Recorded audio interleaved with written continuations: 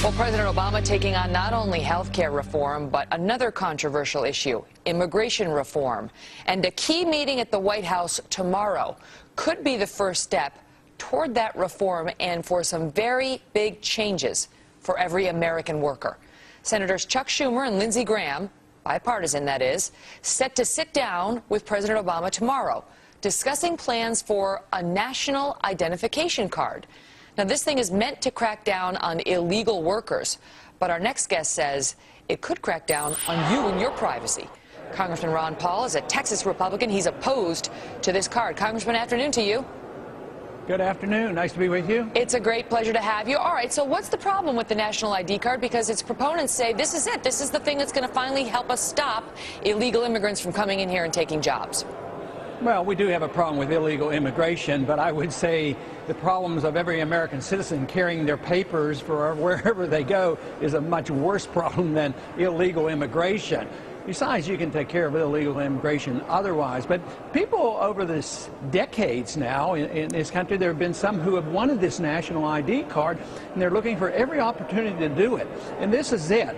I mean, who knows what will come of it? My guess is they'll probably have a GPS chip in there so that they can measure everybody, every instant, no matter where they go. So to me, it violates the whole principles of privacy, the principles of the Constitution, the principles of the Republic, and to me it's a gross distortion of what we should be doing. It's part of an authoritarian society, and dictatorships have this, but not a republic. We're okay, but tell me how it's card. invasive, because what Schumer and Graham are proposing, according to what I read, is your ID card would have either your fingerprint, your thumbprint on there, or it would have a reading of the veins in the back of your hand, and you'd have to be scanned by your prospective employer, and that way, if it came up that you weren't legal, they would catch you by the scan. How does that? I mean, it's not really GPS with the government following you. How does the scan of your fingerprint bother you? Well, someday it may do this, but why should you have to do this? And they said, well, the equipment to scan your hand or your card is going to cost about $800. And they say, well, what about somebody who might only have 1 or 2 employees and they don't want to buy the equipment? Oh, you can go to a government office to do this. Can you imagine if the post office takes this up and you stand in line to take your potential employee over and try to get them scanned? I mean, the whole notion of us carrying our papers in everything that we do, every job we get, it will be a national identifying card. One thing that Graham, I think, argued, well, we already have Social Security cards. Right. Well, I have a Social Security card that says not to be used for identification purposes. That's what the original Social Security card said. Well, but what about a driver's license? Virtually all of us have one of those. Yeah, but I don't have to have a driver's license to get a job. You know, I didn't have to have it to come to Congress. I didn't have to show that. But what about, Congressman, the people who are fired up about this, yes, they recognize it would result in somewhat of a loss of civil liberties, but they're very concerned about illegal immigration. And you say there are other ways of controlling it, but we're not doing it.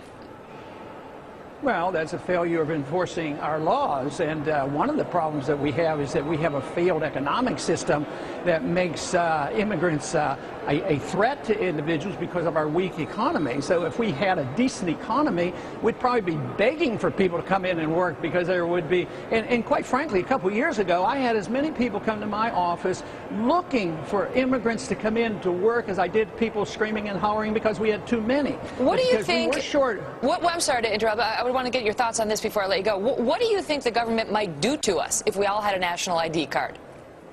Well, they would monitor everything that we do.